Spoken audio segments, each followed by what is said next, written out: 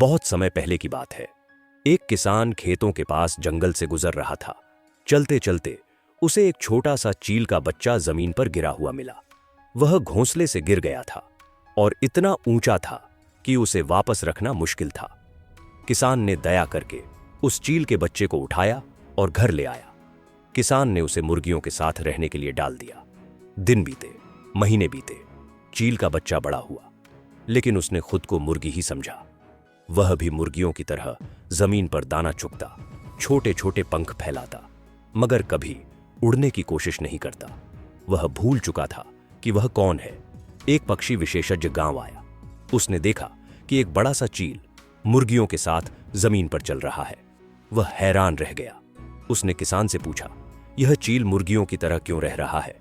किसान बोला, क्योंकि मैंने इसे बचपन से मुर्गियों के साथ पाला है। अब यह खुद को मुर्गी ही समझता है। विशेषज्ञ बोला, नहीं, यह चील है। यह आसमान में उड़ने के लिए पैदा हुआ है, जमीन पर चलने के लिए नहीं। विशेषज्ञ ने चील को उठाया और कहा, तू चील है, उड़, आसमान तेरा है। लेकिन चील डरा हुआ था। उसने नीचे मुर्गियों को देखा और कूदकर वापस जमीन पर आ गया। अगले दिन विशेषज्ञ चील को छत पर ले गया।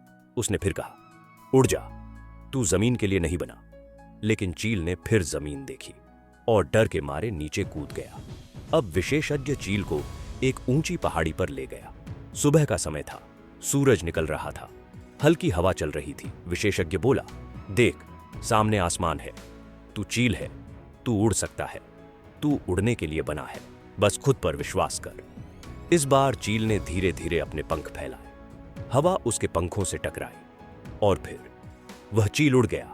वह उड़ता गया, ऊपर और ऊपर, और फिर वह आसमान में एक बिंदु बनकर रह गया। वह फिर कभी मुर्गियों के पास नहीं लौटा। अगर आप चील हैं तो मुर्गियों की तरह मत जियो।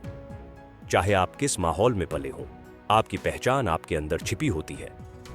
खुद पर भरोसा करो और दुनिया की ऊंचाइयों को छू लो। आपके पंख इंतजार कर रहे हैं, बस उड़ने की हिम्मत चाहिए।